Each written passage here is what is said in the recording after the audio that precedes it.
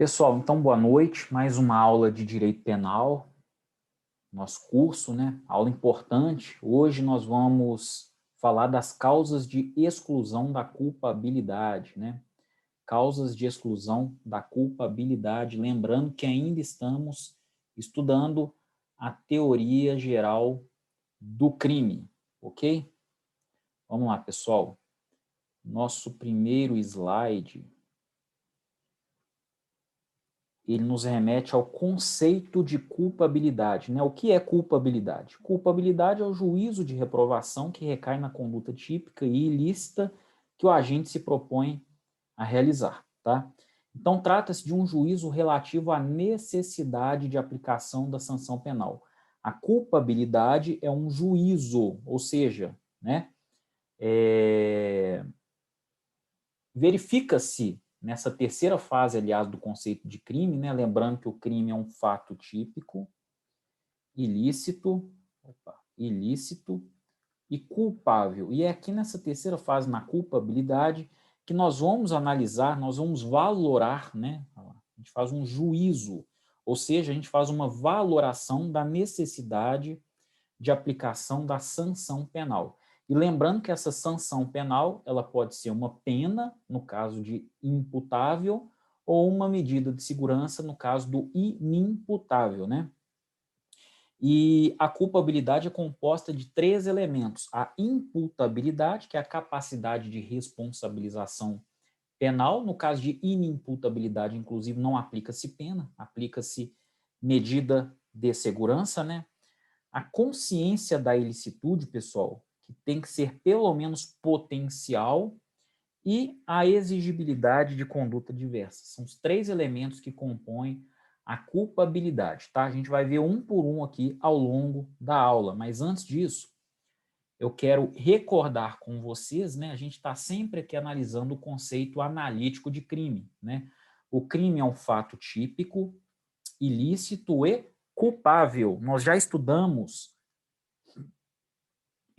o primeiro elemento do crime, né, o fato típico, estudamos conduta, estudamos resultado, estudamos o nexo causal, estudamos tipicidade, estudamos tudo isso nas aulas anteriores. Tivemos uma aula também inteirinha sobre ilicitude ou antijuridicidade, né?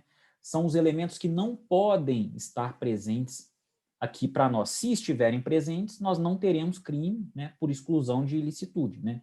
Então, o estado de necessidade, ele não pode estar presente. Se ele estiver presente, nós não teremos crime. Por quê? Havendo estado de necessidade, né? Havendo estado de necessidade, não tem ilicitude. E sem ilicitude, não tem crime, tá? Então, aqui, a gente tem um raciocínio contrário. Não podem estar presentes o estado de necessidade, a legítima defesa, o estrito cumprimento do dever legal e o exercício regular do direito, tá? Tivemos uma aula inteirinha para ilicitude. E vamos ter agora uma aula inteirinha para culpabilidade, para a gente concluir a teoria geral do crime, tá? E vamos estudar, né, os seus componentes. O que compõe a culpabilidade? A imputabilidade, a potencial consciência da ilicitude e exigibilidade de conduta diversa. Ah lá, esses são os elementos da culpabilidade, ó. Aqui para facilitar o nosso entendimento, né, a dinâmica é a seguinte: o que exclui a culpabilidade, né? A imputabilidade, ou melhor, aqui são os, desculpa, gente, eu falei errado aqui, tá? Aqui são os elementos da culpabilidade. Quais são? A gente acabou de estudar. Imputabilidade, exigibilidade de conduta diversa e potencial consciência da ilicitude. E o que exclui a culpabilidade, né? O que exclui esses três elementos? A doença mental, também classificada como toxicomania, né? O toxicomânico, aquele viciado em droga a ponto de ficar até doente e incapaz por conta da droga, também é considerado um doente mental, né? O desenvolvimento mental incompleto, né? É um caso de semi-imputabilidade aqui. O desenvolvimento mental retardado, né? A menoridade, né? Nós sabemos, né, pessoal? Abaixo de 18 anos, não temos imputabilidade, né? O sujeito com 17 anos ou menos, ele é considerado inimputável, né? Uma presunção absoluta de inimputabilidade em razão da idade, né? E a embriaguez acidental e completa, tá? Não é qualquer embriaguez, a gente vai analisar também com cuidado, é a embriaguez acidental e completa. O que é mais que exclui a culpabilidade? A coação moral irresistível, tá? Nesses casos aqui, pessoal, nesses 5 casos, nós vamos excluir a imputabilidade. A coação moral irresistível e a obediência hierárquica excluem a exigibilidade de conduta diversa. E o erro de proibição exclui a potencial consciência da ilicitude. Agora vamos explorar, então. Primeiro elemento da culpabilidade, né, é a imputabilidade. O que é imputabilidade? Mais uma vez eu repito. É a capacidade de imputação, né? É a capacidade, ou melhor, a possibilidade de se atribuir a alguém a responsabilidade pela prática de uma infração penal. Então, esse é o conceito de imputabilidade, a capacidade de atribuir, de imputar a alguém a responsabilidade penal. O sujeito inimputável não pode ser responsabilizado penalmente, ok? E o Código Penal prevê 3 hipóteses de inimputabilidade que a gente acabou desmembrando em 5 hipóteses, né? Mas vamos lá. Os distúrbios mentais, tá? Os distúrbios mentais que vão dar origem, na verdade, ó, a doença mental, toxicomania entra aqui, né? O desenvolvimento mental incompleto e o desenvolvimento mental retardado, né? Então, os distúrbios mentais, está lá no artigo 26 do Código Penal, a menoridade, né? Existe uma presunção absoluta de inimputabilidade em razão da idade, que não precisa fazer um exame médico para comprovar que o menor não possuía autodeterminação, né? Capacidade de autodeterminar-se, porque ele é presumidamente considerado inimputável, e também a embriaguez completa e acidental. Tem que ser completa, não pode ser parcial, e tem que ser acidental, não pode ser uma embriaguez dolosa ou até mesmo culposa, tá? Então vamos lá. Critérios de inimputabilidade, né? Critérios para considerar um sujeito que não pode ser responsabilizado penalmente, né? Vamos lá. Sistema biológico, gente. O sistema biológico, né, como o nome diz, leva em conta apenas o desenvolvimento mental do agente, ele leva em conta apenas a biologia, né? Então aqui não importa a capacidade de entendimento e autodeterminação do agente no momento da conduta. Basta ser portador de anomalia psíquica ou menor de idade para ser considerado inimputável. Existe uma presunção absoluta, inclusive, no caso do menor de idade. Então, a gente está levando em conta aqui somente a biologia. A gente não está levando em conta se o sujeito entendeu ou não entendeu, se era capaz de entendimento e autodeterminação em relação àquela conduta considerada como crime, né? Então, aqui o sujeito tem 17 anos, 11 meses e 29 dias, ou seja, amanhã ele se torna imputável, né? Faz 18. Mas hoje ele tem uma presunção absoluta de inimputabilidade, ausência de responsabilização penal. Ainda que seja o sujeito mais inteligente, já está na faculdade com 17 anos, e é comum, né, diga-se de passagem, já tem o seu próprio emprego, conduz a sua própria vida, de repente tem até um filho, né? Pessoal, não importa, ele para os efeitos penais é considerado inimputável, ainda que ele seja emancipado civilmente. Ah, ele é emancipado civilmente, pode emancipar com 16 anos. Não importa, para nós aqui não é o critério, tá? O critério aqui é biológico. E o sistema psicológico, né, ou critério psicológico? Esse critério ele leva em conta apenas a capacidade de entendimento e autodeterminação no momento da conduta. Aqui é o contrário, né? Não importa se o agente é portador de anomalia psíquica ou menor de idade para ser inimputável. É necessário que o agente não tenha capacidade de entendimento e autodeterminação no momento da conduta. Então, o sujeito é maior de idade, por exemplo. Não importa se ele é maior de idade. Ele não possui capacidade de entendimento e autodeterminação para aquela conduta que ele praticou. Então, neste caso, de acordo com o sistema psicológico, né, que leva em conta apenas a capacidade de entendimento e autodeterminação, será considerado inimputável. E nós temos, obviamente, o sistema misto, né, chamado de biopsicológico, que leva em conta tanto o desenvolvimento mental do agente quanto a sua capacidade de entendimento e autodeterminação no momento da conduta. Então, aqui, pessoal, não basta que o sujeito seja um portador de anomalia psíquica ou que ele seja menor de idade para ser inimputável. Ele também precisa ser inteiramente incapaz de entender o caráter ilícito do fato no momento da conduta. E agora a gente vai analisar as hipóteses e vamos analisar também quando nós vamos utilizar o sistema biológico, o sistema psicológico ou o sistema biopsicológico, tá? Vamos lá. Inimputabilidade em razão de anomalia psíquica, famosa doença mental. Está no artigo 26 do nosso Código Penal. A redação do artigo é a seguinte: é isento de pena agente que, por doença mental ou desenvolvimento mental incompleto ou retardado, era, ao tempo da ação ou da omissão, inteiramente incapaz, olha só, inteiramente incapaz de entender o caráter ilícito do fato ou de determinar-se de acordo com esse entendimento. Qual critério nós utilizamos aqui? O critério biopsicológico. Por quê, pessoal? Por que o critério biopsicológico? Vamos lá. É isento de pena o agente que, por doença mental ou desenvolvimento mental incompleto ou retardado, então o sujeito aqui, ele tem uma doença mental ou um desenvolvimento mental incompleto ou retardado. E mais, ele era, ao tempo da ação ou da omissão, inteiramente incapaz de entender o caráter ilícito do fato ou de determinar-se de acordo com esse entendimento. Então, nós estamos levando em conta tudo, tanto o caráter biológico do ser humano, né, quanto a sua capacidade de entender ou não o que está acontecendo ali naquele momento, tá? Essa doença mental ela deve ser compreendida como qualquer enfermidade que venha debilitar as funções psíquicas do agente, tá? Qualquer enfermidade, qualquer doença. Obviamente, isso aqui tem que ser atestado por um laudo psicológico, um laudo psiquiátrico, né, feito pelos profissionais competentes para isso, né? Um psiquiatra, né?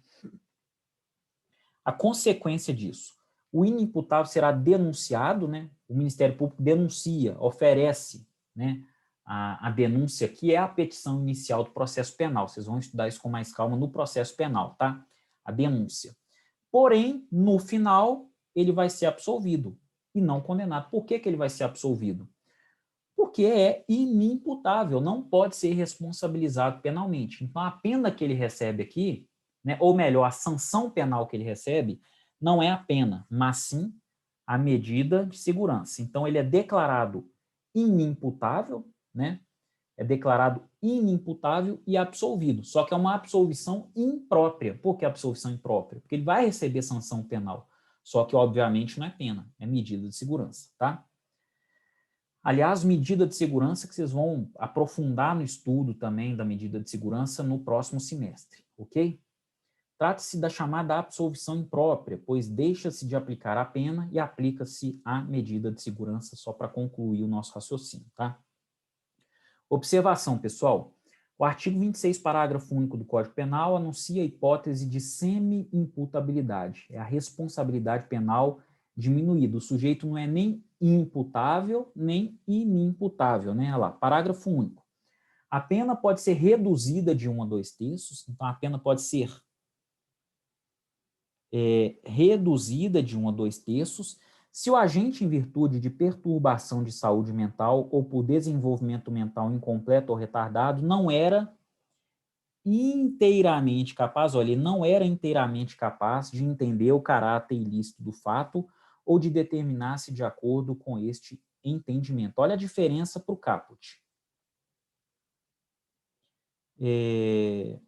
Aqui é isento de pena, tá? Isento. Lá no parágrafo único, não. No parágrafo único, a pena vai ser reduzida de 1 a 2 terços. Aqui a gente tem redução e não isenção de pena. E outra coisa, o sujeito, né, que ao tempo da ação ou da omissão era inteiramente incapaz de entender. Ele era inteiramente incapaz de entender, ou seja, não entendia absolutamente nada. Aqui, ó, o parágrafo único faz uma alusão para quem não era inteiramente capaz de entender, para quem não era inteiramente capaz de entender, ou seja, ele entende um pouquinho, mas não é aquele cara que não entende tudo. É isso, ele não era inteiramente capaz de entender, tá? Por isso que aqui nós não vamos ter absolvição imprópria, né, com aplicação de medidas de segurança necessariamente. Aqui nós teremos uma pena reduzida, tá? Uma pena reduzida ou então aplicação de medida de segurança lá. Consequência, né, é a condenação do semi-imputável, porém com redução de pena de 1 a 2/3 ou então a substituição da pena por uma medida de segurança. Então, é uma coisa ou outra a depender do caso concreto. Vamos lá, seguindo. Inimputabilidade em razão da menoridade, né? Artigo 27. Os menores de 18 anos são penalmente inimputáveis, ficando sujeitos às normas estabelecidas na legislação especial. E diga-se de passagem, pessoal, a legislação especial é o Estatuto da Criança e do Adolescente. Então, o menor não sofre sanção penal. A sanção penal é pena para os imputáveis e medida de segurança para os inimputáveis. O menor de idade, ele não sofre uma sanção penal, ele sofre uma medida socioeducativa, tá lá no Estatuto da Criança e do Adolescente, tá? O critério usado, gente, é o biológico, somente o biológico, né? Considera-se apenas a idade.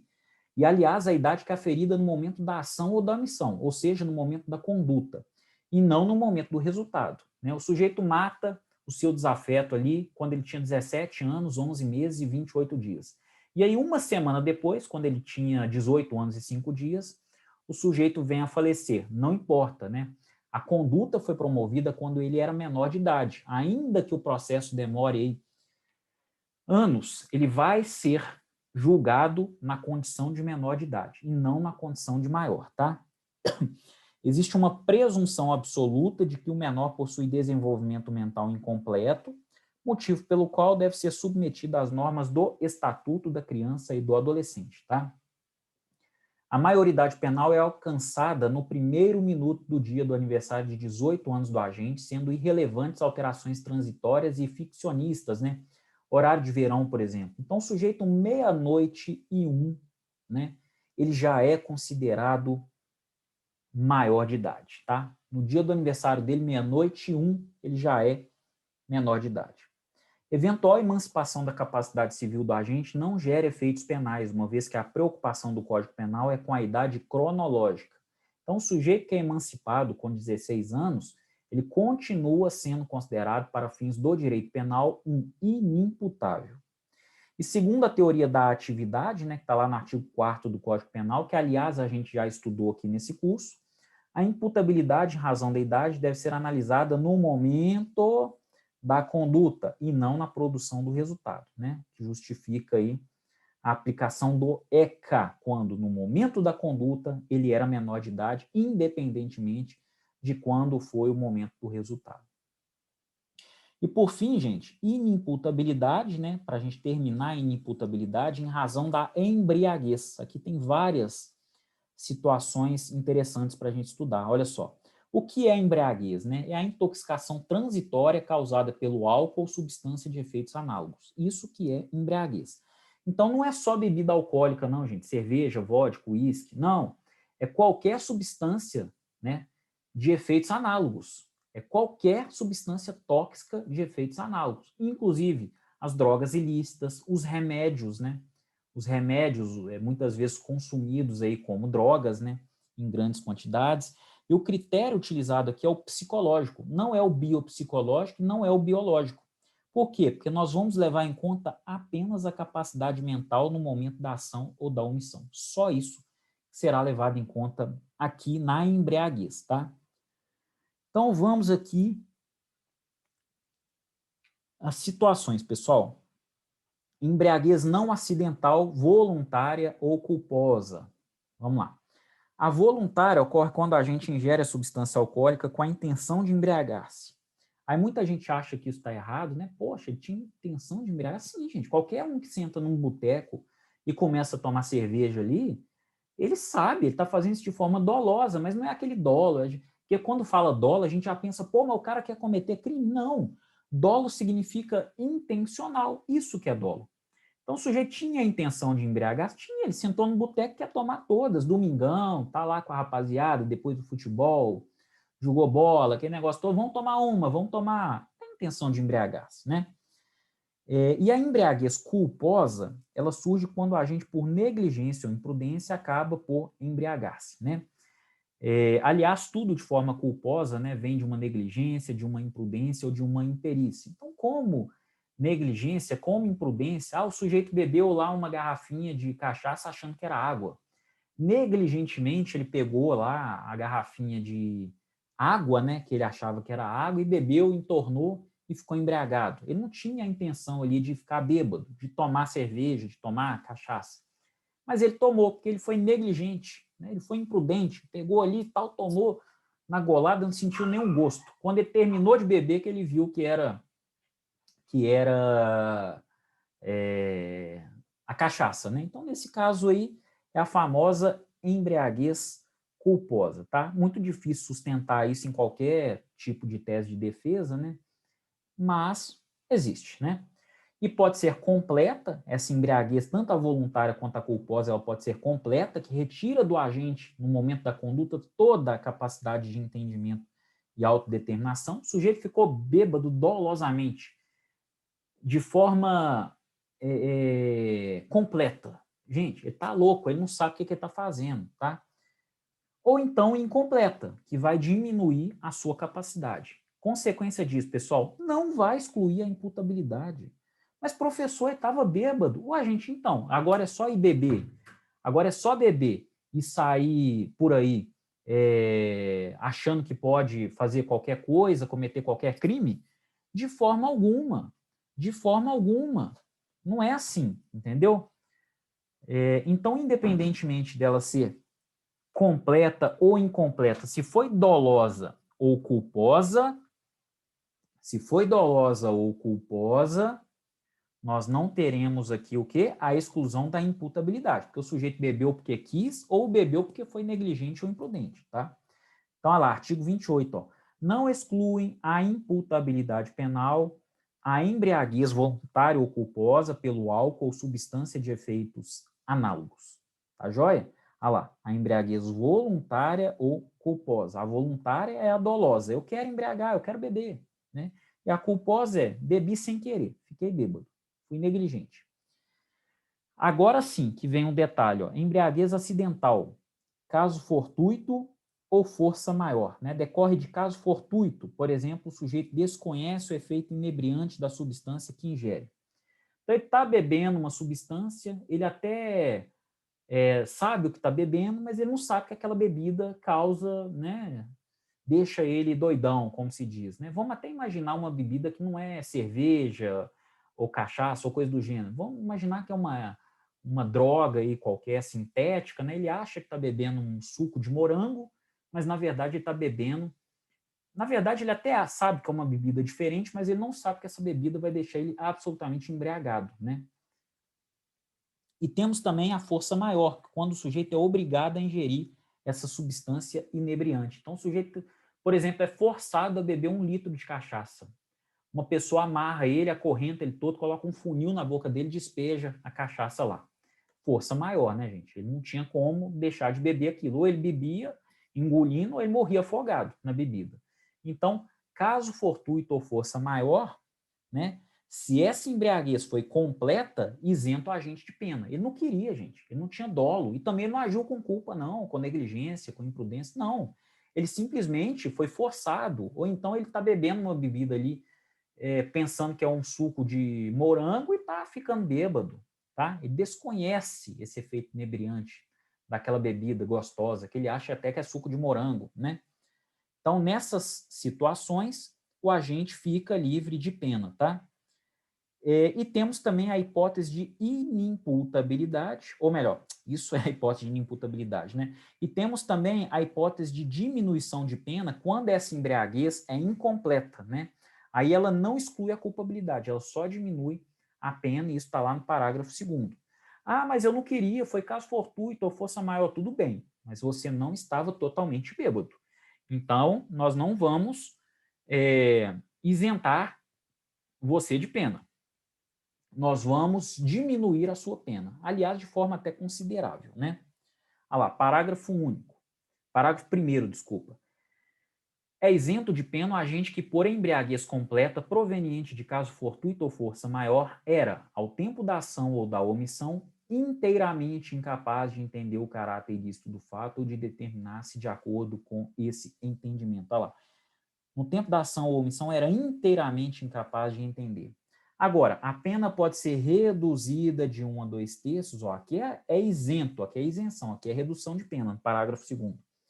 A pena pode ser reduzida de 1 a 2/3 se o agente, por embriaguez proveniente de caso fortuito ou força maior, não possuía ao tempo da ação ou da omissão a plena capacidade de entender o caráter ilícito do fato ou de determinar-se de acordo com esse entendimento. Então aqui, pessoal, ele era inteiramente incapaz de entender, não estava entendendo nada, ficou chapado mesmo. No segundo caso aqui, quando a gente só tem a redução de pena e não a isenção, é uma capacidade reduzida, ó, ele não tinha a plena capacidade, né? Mas é alguma capacidadezinha, pelo menos, ele tinha. Não justifica, então, a isenção, e aqui nós teremos somente a redução da pena, tá? Outra situação, a embriaguez patológica, a embriaguez doença, né? Eu não falei que lá no artigo 26, né? No caso de toxicomania, a gente considera também essa possibilidade. Olha lá, embriaguez patológica é a embriaguez doentia, que, conforme o caso concreto, pode ser tratado como anomalia psíquica, gerando inimputabilidade do agente, ou então a redução de pena, né, nos moldes do artigo 26 do Código Penal. É a inimputabilidade em razão de anomalia psíquica. Se for total, né, se for total, tem isenção de pena. Se for parcial, vai ter uma pena reduzida, tá? Segue a mesma lógica lá que a gente estudou no artigo 26 nas doenças mentais. Essa embriaguez patológica, patologia é doença, né, gente? Então, embriaguez patológica, aquele sujeito que todo dia tá bêbado, né? A gente sempre conhece alguém, né, nesse estado, né? Infelizmente, nas ruas, a gente vê muito mendigo que sempre tá bêbado, sempre, sempre. 24 horas por dia, dorme bêbado e acorda bêbado, né? Essa embriaguez é patológica, é uma doença, retira do sujeito a sua capacidade de determinação e autoentendimento, né? Se for total, isenção de pena. Se for parcial, redução de pena, tá? E o critério utilizado é o critério biológico, né? É embriaguez pré-ordenada, pessoal. O que é embriaguez pré-ordenada? É aquela embriaguez, olha lá, o agente ingere bebida alcoólica ou consome uma substância de efeitos análogos, né, uma cocaína, por exemplo, com a finalidade de cometer um crime. Então ele bebe, ou ele cheira, ou ele toma, ele consome, né, drogas para ficar doidão e criar coragem para praticar o crime, tá? Consequência disso, sendo ela completa ou incompleta, não haverá exclusão da imputabilidade. Não, professor, mas o cara está embriagado. Mas, gente, ele se embriagou para tomar coragem para praticar o crime. Então, não somente teremos a exclusão, não teremos, né, a exclusão da inimputabilidade, como vai incidir, inclusive, uma agravante. A pena é até pior. O sujeito que se embriaga para criar coragem, ele tem uma pena até mais gravosa. Olha lá, artigo 61. São circunstâncias que sempre agravam a pena quando não constituem ou qualificam o crime ter o agente cometido em estado de embriaguez pré-ordenada. Por que pré-ordenada, né? Pré de antes. Eu me ordeno embriagado para cometer esse crime, né? Embriaguez pré-ordenada. É a famosa teoria da actio libera in causa, né? Ou seja, o ato antecedente livre na vontade. Ação livre na causa ou na vontade. Então, eu sou livre para me embriagar. Assim como na embriaguez dolosa. Eu estou ali no barzinho, não estou, né, com a intenção de cometer crime, não, gente. Estou no barzinho, chapando, chapando, chapando, bebendo todas e aí, de repente, pratico um crime, né? Poxa, minha ação foi livre na vontade. Eu quis, eu fiquei bêbado porque eu quis, tá? Agora, eu ficar bêbado porque eu quero, eu ficar bêbado porque eu quero, no sentido de ter coragem para praticar um crime, pior ainda. Nós vamos ter o quê? Uma elevação da pena, tá? Nós teremos uma elevação da pena. Então tá aqui um quadro para a gente poder gravar isso tudo. É muita informação, mas vamos lá. Embriaguez não acidental, pessoal. A embriaguez não acidental, ela pode ser voluntária, né? A embriaguez não acidental voluntária, ela não exclui a imputabilidade. Eu quis beber, eu quis dolosamente. Todo mundo que vai para um barzinho beber, todo mundo que compra uma cerveja, um uísque, qualquer coisa, tem a intenção de beber e ficar embriagado. Quando eu digo ficar embriagado, gente, não é cair de bêbado na rua, não. Qualquer um que tomar uma lata de cerveja tem consciência que os seus níveis ali de raciocínio ficarão alterados, tá? Tanto é que o bafômetro, ele detecta ali meia lata de cerveja. É suficiente, tá? É suficiente. E todo mundo sabe disso. Embora não sinta nada, alguma coisinha ali está informando que você sabe alguma coisa, né? Que você tem noção de que aquela substância ali, ela te traz algum efeito inebriante. Todo mundo sabe disso. Isso é amplamente divulgado na mídia, né? Você não pode beber nada quando vai dirigir, né? Você não pode beber de forma alguma. Então, é isso, tá? Não exclui a imputabilidade. Aí nós temos a embriaguez culposa, que também não exclui a imputabilidade, tá? Embora o sujeito agiu com negligência, imprudência ou imperícia. A acidental, sim, gente. Essa embriaguez acidental exclui a imputabilidade, né? Se ela for completa, nós temos uma exclusão total, tá? Se ela for incompleta, teremos uma redução de pena. E a embriaguez patológica? A embriaguez doença, mesma coisa, né? Se o sujeito for inteiramente incapaz de compreender o fato, de se autodeterminar, exclui a imputabilidade. Mas se o sujeito tem apenas uma redução na sua capacidade, embora não tenhamos aqui, né, a isenção de pena, nós teremos a redução, tá? E a embriaguez pré-ordenada, pessoal, ela até agrava a pena, como nós já mencionamos, tá? Então, tá fácil aí, vocês vão gravar esse quadrinho, beleza? Vamos lá, pessoal, observação aqui, ó, emoção e paixão. Não excluem a imputabilidade penal a emoção ou a paixão. O que é emoção? Emoção é aquele estado súbito e passageiro, né? E paixão é aquele sentimento crônico e duradouro. Vamos lá. A emoção, pessoal, é o marido que chega em casa e vê com os próprios olhos a traição da mulher, ou vice-versa, né? O cônjuge chega em casa e vê o outro cônjuge na companhia de um outro parceiro sexual. Aquela emoção violenta, assim, de uma hora para outra, isso não exclui a imputabilidade, tá?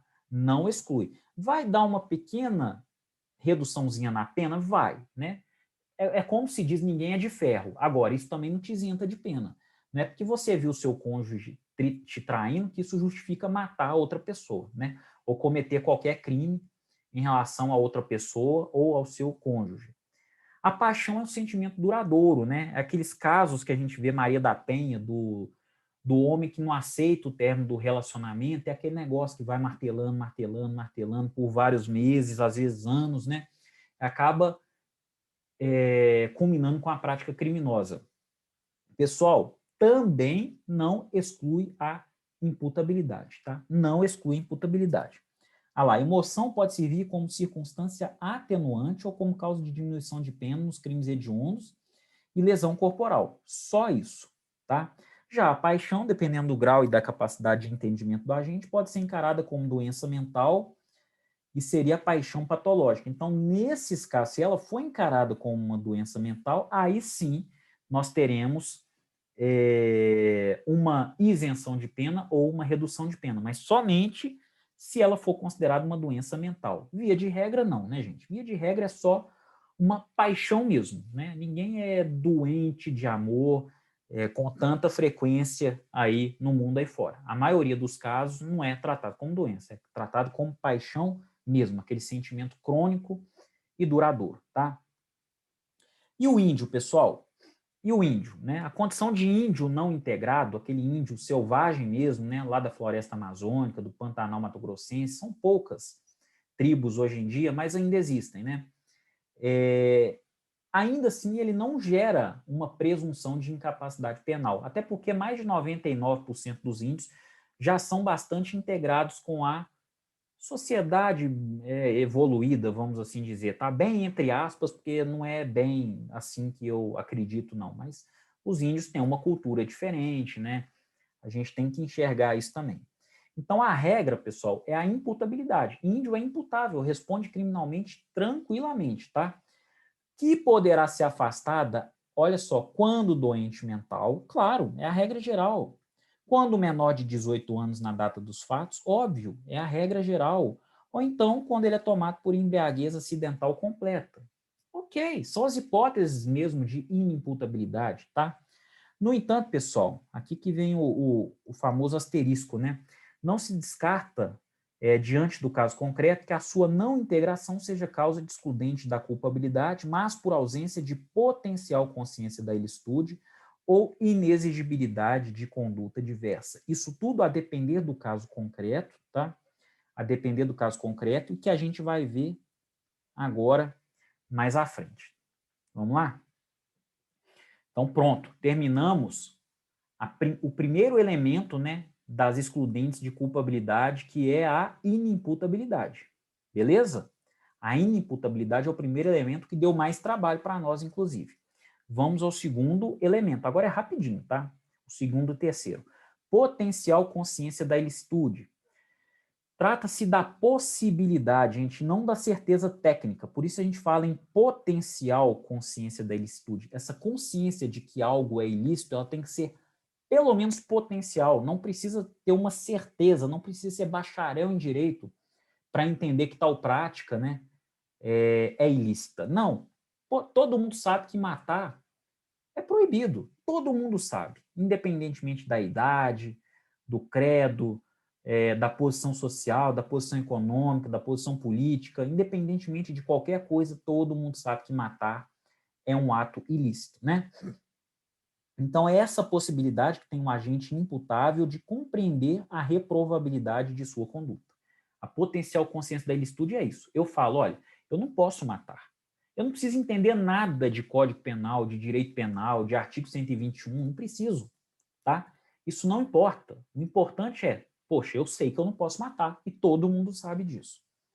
Então, a gente sabe exatamente o que faz, mas desconhece a sua ilicitude. Isso ocorre quando vem à tona o chamado erro de proibição. E o erro de proibição exclui a consciência da ilicitude, né? A potencial consciência da ilicitude. O que é, afinal de contas, esse erro de proibição? Olha lá. O desconhecimento da lei é inexcusável. Pronto. Essa é a potencial consciência da ilicitude. Eu não posso falar, não, gente, eu não conheço o Código Penal, não, nunca li o Código Penal. Não importa. Você sabe que matar é errado, que roubar é errado, que furtar é errado, que danificar as coisas dos outros é errado. Eu estou mentindo. Não. São critérios muito bem aceitos pela sociedade de modo geral. Eu diria que 99% da sociedade conhece o Código Penal, não por meio da leitura do Código, mas por meio do conhecimento de mundo, né? O conhecimento da vida. Né? Todo mundo sabe que essas categorias todas de ações aí são proibidas. Né? Então, vamos lá. O desconhecimento da lei é inexcusável. Inexcusável, não sei se vocês se recordam, significa indesculpável, né? Agora, o erro sobre a ilicitude do fato, se inevitável, né, se eu não podia evitar esse erro, isenta de pena. Agora, se esse erro era evitável, podia ter evitado, pode diminuir a pena de 1/6 a 1/3. Então, o que é que exclui a consciência da ilicitude, pessoal? O erro de proibição. O erro de proibição. Vamos lá. Considera-se evitável o erro se o agente atua ou se omite sem a consciência da ilicitude do fato, quando lhe era possível, nas circunstâncias, ter ou atingir essa consciência. Tá? Então, vamos destrinchar aqui para facilitar o raciocínio de vocês. Consequências do erro de proibição. Se esse erro é inevitável, eu errei, gente.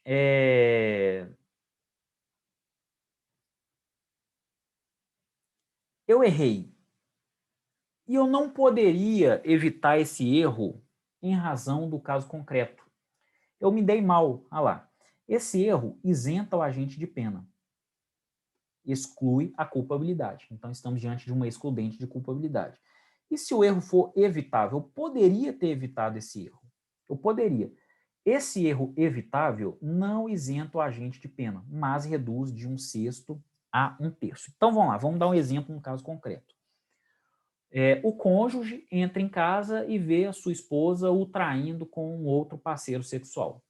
Nesse instante, achando que ele pode defender a própria honra, ele mata o cônjuge e mata também o amante do cônjuge. Tá? Se esse erro, aí é no caso concreto que a gente vai analisar, é questão probatória, tá, pessoal? Isso tudo aqui é muito teórico, é questão probatória, não tem resposta pronta. Se esse erro cometido pelo agente era inevitável, ele não podia evitar esse erro, em decorrência, por exemplo, da sua condição econômica, da sua criação, do lugar onde é que ele nasceu. Ele nasceu, por exemplo, lá no sertão baiano, onde os jagunços matam as pessoas que traem as suas esposas, sabe? Estou dando um exemplo aleatório aqui, até besta, mas é assim. Então, se a gente não podia puxar dele, né, que esse erro latente podia ter sido evitado, ele vai ter isenção de pena. Aí sim exclui a culpabilidade. Agora, se esse erro era evitável, e via de regra cai aqui, tá? Mas aqui, gente, eu estou falando do sujeito que acha que realmente poderia matar, né? É igual o pai que mata o estuprador da filha, né? Eu estou falando do cara que realmente considera que ele poderia matar. Não estou falando do cara que mata por vingança. Muito pelo contrário, matar por vingança é inclusive uma modalidade qualificada de homicídio, né? É uma conduta até maior do que a modalidade simples. Eu não estou falando isso, estou falando do sujeito que acha que pode matar nessas situações. Estou dando exemplos aqui, tá? Se esse erro era evitável, em razão do caso concreto, sempre a gente vai ver se é inevitável ou evitável no caso concreto. Não tem outro jeito, tá? Se era evitável, ele podia ter evitado esse erro, não precisava ter matado, isenta esse agente, não isenta esse agente de pena, mas reduz essa pena de 1/6 a 1/3. Isso tudo é analisado no caso concreto, tá? Esse é o famoso erro de proibição, tá? Não quero que vocês confundam com o erro de tipo, que a gente já até deu umas pinceladas nele, né, quando a gente estava estudando tipicidade, mas a gente vai estudar ainda nas aulas à frente aí, erro de tipo, erro de proibição, tá? E aí vocês vão ficar craques nisso aí. Por hora, basta o conhecimento aqui. E por fim, gente, o último elemento da culpabilidade, que é a exigibilidade de conduta diversa, né? Para reprovação social, não basta que o autor do fato lesivo seja imputável e tenha possibilidade de conhecer o caráter ilícito. Falei aqui então da imputabilidade, né? E eu falei da... Gente, faltou aqui. Potencial consciência da ilicitude. Desculpa. Exige-se ainda, né, além desses dois elementos, que nas circunstâncias o agente tenha a possibilidade de atuar de acordo com o ordenamento jurídico. Tá? Pode ser excluída pela inexigibilidade de conduta diversa a coação moral irresistível e a obediência hierárquica não manifestamente ilegal. Pessoal, para entender a exigibilidade de conduta diversa, é mais fácil entender aquilo que exclui a exigibilidade de conduta diversa, né? Que é justamente a coação moral irresistível e a obediência hierárquica não manifestamente ilegal. Olha lá, está no artigo 22, ó. Se o fato é cometido sob coação irresistível ou em estrita obediência à ordem não manifestamente legal de superior hierárquico, só é punível o autor da coação ou da ordem. Então, vamos lá. Primeiro, né, coação moral irresistível. Tá aqui, ó. Se o fato é cometido sob coação irresistível. Pessoal, vamos dar um exemplo aqui no caso concreto. Chega um bandido lá dentro do banco, tá? E um outro bandido vai para a casa da família do gerente do banco.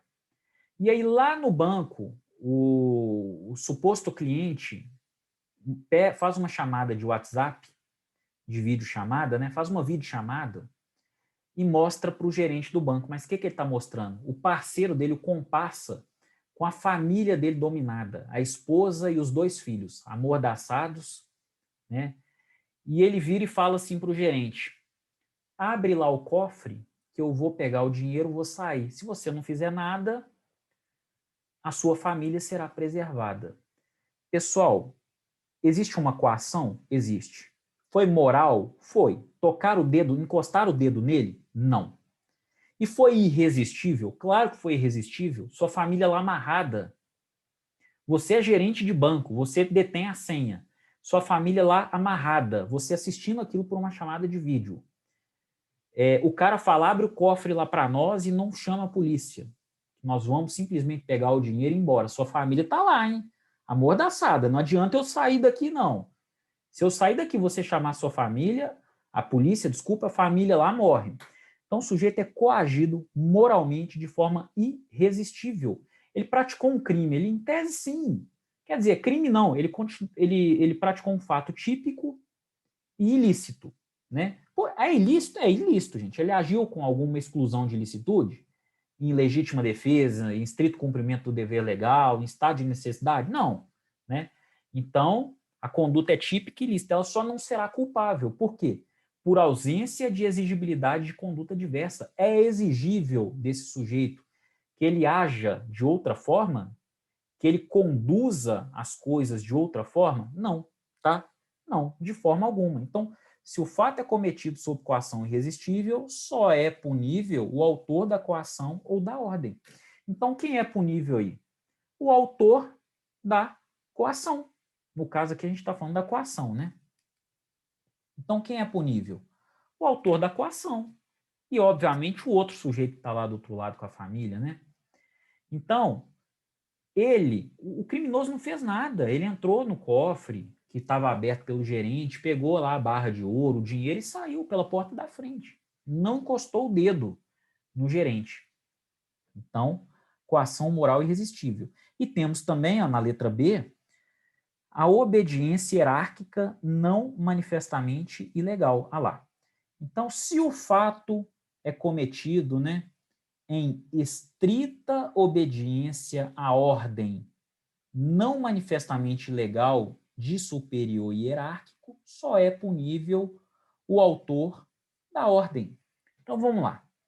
Estrita obediência à ordem não manifestamente legal, uma ordem que não aparenta ser ilegal, uma ordem que aparenta ser legal. É uma ordem, tá?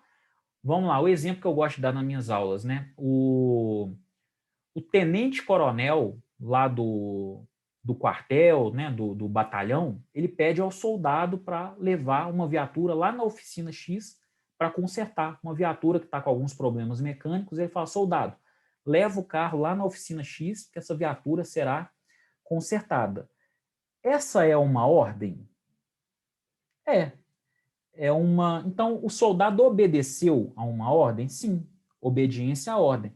Essa ordem é não manifestamente ilegal? Sim. Tem algum caráter de ilegalidade levar uma viatura estragada para uma oficina? De forma alguma. Essa ordem não é manifestamente ilegal. Ela veio de um superior hierárquico? Veio. É o tenente-coronel, é o comandante lá do batalhão, né? Só que o problema é o seguinte, o cabo levou o carro lá e o dono da oficina tinha conluio com o tenente-coronel, retiraram várias peças do veículo, roda, pneu, não sei o quê, motor, e devolveram uma carcaça. E aí o tenente-coronel fala assim, meu rapaz, o que você fez com esse carro? Eu te mandei você ir lá na oficina, você volta com o carro todo depenado? Ele praticou um fato típico, em tese? Sim. Ilícito? Sim. Ilícito porque não tem excludente de ilicitude, tá? E culpável? Não, gente, não é culpável. Ele não participou disso. Quem participou foi o tenente-coronel junto com o cara lá da oficina. Por quê? Porque ele atendeu, né? Ele foi obediente a uma ordem não manifestamente legal de um superior hierárquico dele, que é o tenente-coronel, o comandante do batalhão. Só que eles pegaram esse carro para furtar as peças, né? No caso aí, peculato, que é um bem da administração pública. Ele vai participar desse peculato? É claro que não. Né? Claro que nem. Cometeu conduta? Cometeu conduta. Cometeu conduta. Existe conduta, essa conduta é ilícita, mas ela não é culpável por inexigibilidade de conduta diversa. A ausência de exigibilidade de conduta diversa. Não era exigível dele agir de outra forma. O chefe dele pediu que ele fosse na oficina para levar o carro. Ele simplesmente foi, ele cumpriu a ordem, né? Então, nesses casos aí temos excludente, né, de culpabilidade por ausência de exigibilidade de conduta diversa. E é isso, pessoal. Analisamos aí os 3 elementos da culpabilidade, né? E analisamos também quando haverá exclusão dessa culpabilidade. E com isso a gente fecha o conceito analítico de crime, tá? A gente fecha o conceito analítico de crime, que é um fato típico, ilícito e culpável. Estudamos os 4 elementos do fato típico, os 4 elementos que não podem compor a ilicitude, tá? E estudamos também os 3 elementos da culpabilidade, tá? 11. Estudamos 11 elementos ao todo e fechamos o fato típico. Vamos continuar nas próximas aulas, ainda na teoria geral do crime, estudando matérias aí que vão complementar o nosso estudo, né? Matérias diretamente relacionadas ainda ao estudo da teoria geral do crime e que vão certamente fazer com que vocês compreendam melhor esse conceito analítico de crime. Ok, pessoal? Então é isso. O que eu tinha para hoje, nessa aula, era exatamente isso. Agradeço a atenção de todo mundo, tá? Para quem está presente aqui, nós vamos abrir para as perguntas. Para quem não está presente, está assistindo pelo YouTube, nesse momento, se tiver alguma dúvida, é só escrever aí para mim, deixa nos comentários que eu leio e respondo para você. Então, para quem estiver assistindo também, pode dar um like aí no vídeo, pode assinar o canal, que a gente vem com mais conteúdo para todos vocês. Não somente quem está aqui presencialmente na aula, mas aqueles que de alguma forma me alcançaram aí na internet, estão aprendendo um pouquinho de direito penal. Beleza, pessoal? Encerrando a gravação aqui, muito obrigado a todos.